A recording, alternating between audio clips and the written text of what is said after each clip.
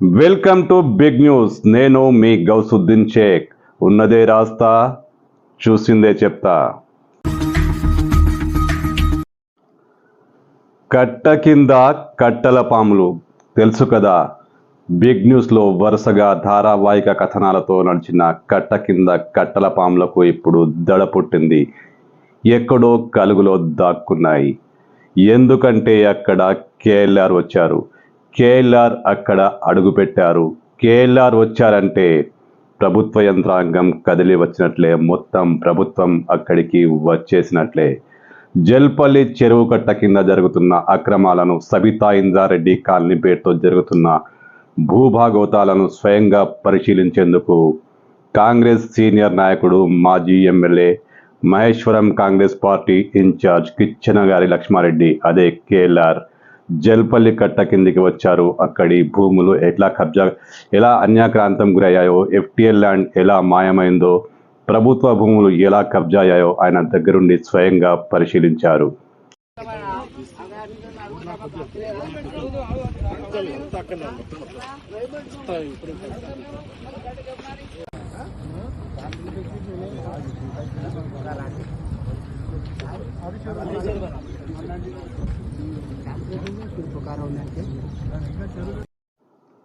జల్పల్లి మున్సిపాలిటీలోని జల్పల్లి చెరువు కట్ట కింద జరుగుతున్న అక్రమాలు అందరికీ తెలిసిన విషయమే. ఇక్కడ గత ప్రభుత్వంలో గులాబీ నేతలు చేసిన అక్రమాలు అన్ని ఇన్ని కావు.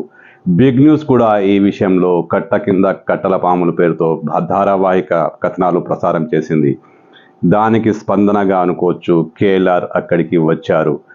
స్థానిక కాంగ్రెస్ సీనియర్ నేత, జల్పల్లి మున్సిపాలిటీ కోఆర్డినేటర్ జేజీఆర్, అదే షేక్ జహాంగీర్ దగ్గరుండి కేఎల్ఆర్కు అక్కడ జరుగుతున్న అక్రమాలను వివరించారు, అన్నీ చూపించారు.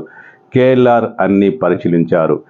షేక్ జహాంగీర్ ఆయనకు అక్కడ జరిగిన ప్రతిదీ సవివరంగా వివరించారు. కేఎల్ఆర్ అన్నీ పరిశీలించి సరియైన టైంలో సరియైన చర్యలు తీసుకుంటామని, ఖచ్చితంగా ఈ అక్రమార్కుల పని పడతామని, ఖచ్చితంగా ఎవరెవరైతే ఇక్కడ భూ కబ్జాలకు పాల్పడ్డారో వారి పని పడతామంటూ కేఎల్ఆర్ సింహగర్జన చేశారు.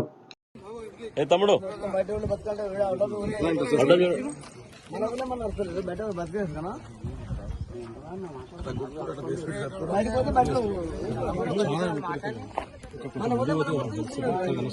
ఏమైంది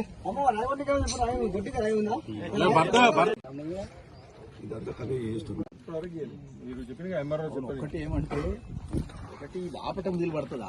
ఇరిగేషన్ లేదు, ఆపటం వీలు పడకపోతే అసలు మనమే గీసుకొని మనమే పెట్టుకుంటే అయిపోతుంది.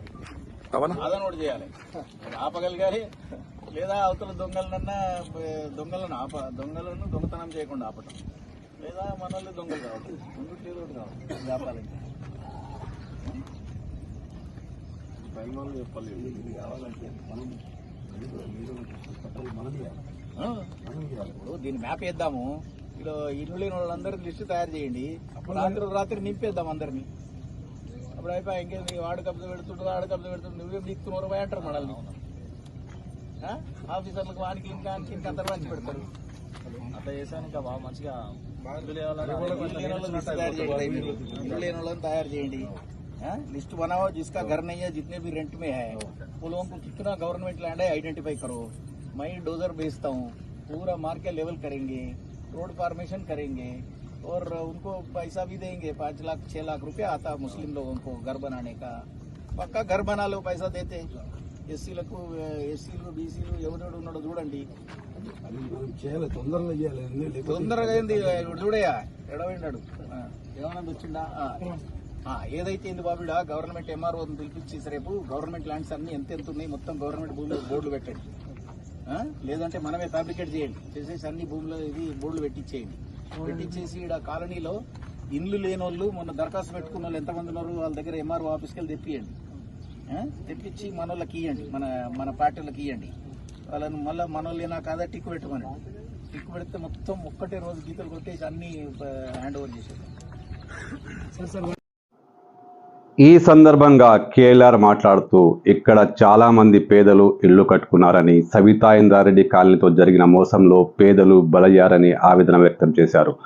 ఎవరైతే ప్రభుత్వ భూమిలో పేదలు ఇళ్లు కట్టుకున్నారో వారికి రెగ్యులరైజేషన్ స్కీమ్ కింద అన్ని వసతులు కల్పిస్తామని, ఒకవేళ ఎఫ్టీఎల్ ల్యాండ్ కబ్జా గురైతే ఎఫ్టీఎల్ ల్యాండ్ను ఖచ్చితంగా క్లియర్ చేస్తామని, ఎందుకంటే కాంగ్రెస్ పార్టీ ప్రభుత్వం పేద ప్రజల పక్షపాతి, పేదలను డిస్టర్బ్ చేయము. కానీ ఇక్కడ ఎవరైతే భూములు అమ్మారో, ఎవరైతే ప్లాట్లు విక్రయించారో, ఎవరైతే కట్టల పాములుగా మిగిలిపోయారో, ఎవరైతే అక్రమార్కులుగా ఇక్కడ లక్షలు కోట్లు దండుకున్నారో వారిని క్షమించే ప్రసక్తి లేదు.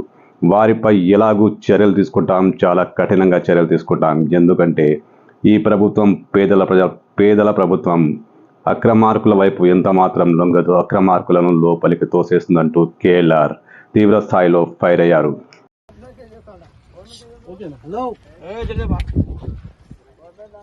జల్పల్లి మున్సిపాలిటీ అభివృద్ధికి నోచుకోని జల్పల్లి ఇది. పట్టణంలో ఉంది, ఊరికంటే అధ్వానం ఉంది. అదే కాకుండా ఇక్కడ ఇండ్లు లేని వాళ్ళు, రేషన్ కార్డులు లేని వాళ్ళు చాలా మంది నివసిస్తున్నారు. బీద ప్రజలు వివిధ రాష్ట్రాల నుంచి, రాష్ట్ర నలుమూలల నుంచి వచ్చి ఇక్కడ జీవిస్తూ ఉన్నారు. వీళ్ళను అన్ని విధాలా ఆదుకోవాల్సిన అవసరం ఉంది అనేది మా కాంగ్రెస్ పార్టీ తరఫున మేము ఆలోచిస్తున్నాం. ప్రతి వ్యక్తికి ఇల్లు ఉండాలని, తర్వాత 200 యూనిట్ల ఫ్రీ ఉచిత కరెంట్ ఇవ్వాలని, 500 సిలిండర్ ఇవ్వాలని కూడా రేపటి నుంచి, ఎల్లుండి నుంచి పథకం స్టార్ట్ చేస్తూ ఉన్నాం.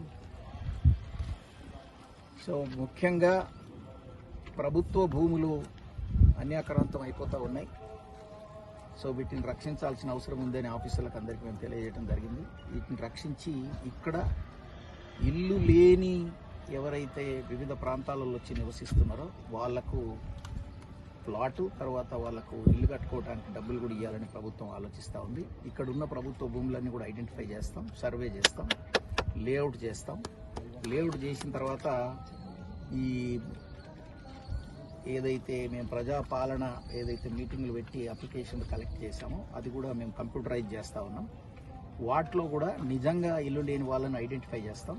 వాళ్ళకు మొదలు ప్రయారిటీ ఇస్తూ ఇంకా ఫర్దర్గా ఆక్యుపై కాకుండా చూడటం, ఉన్నదాన్ని లేఅవుట్లు తయారు చేయటం, వాటిని వీళ్ళకు ల్యాండ్లెస్, హౌస్లెస్, పూర్కు ఇవ్వాలనేది మన ఆలోచనలో భాగంగా ఇక్కడికి రావడం జరిగింది. అదేవిధంగా చెరువులను రక్షించాల్సిన అవసరం ఉంది. అందరికీ తెలియదు, ఇంట్లో మేము బోరేసి నీళ్ళు ఏవైతే వస్తున్నాయో అవి భూగర్భ జలాలు. ఈ చెరువులో ఉన్న నీళ్ళే భూమిలోకి వెళ్తేనే మన ఇళ్లలో నీళ్ళు వస్తాయి. ఒకవేళ ఈ చెరువులు గిట్ట మనము లేకుండా చేస్తే మన ఇళ్లలో కూడా నీళ్లు లేకుండా ఒక ఎడారిగా మారిపోయే ప్రమాదం ఉంది. కనుక ముఖ్యమంత్రి గారు కూడా సీరియస్గా ఆదేశాలు ఇవ్వటం జరిగింది. చెరువుల చుట్టూతా కెమెరాలు పెట్టమని, సో ఏది జరుగుతున్నా అది రికార్డ్ అయ్యేటట్టుగా పోలీస్ స్టేషన్కు కనెక్ట్ చేయమని, తర్వాత వీటిని రక్షిస్తేనే మనం ఇదంతా మన ఈ ప్రాంత ఫ్యూచర్ ఈ చెరువుల మీదనే ఆధారపడి ఉన్నది అనేది నిజం అనేది అందరినీ గుర్తించవలసిందిగా నేను కోరుతున్నా.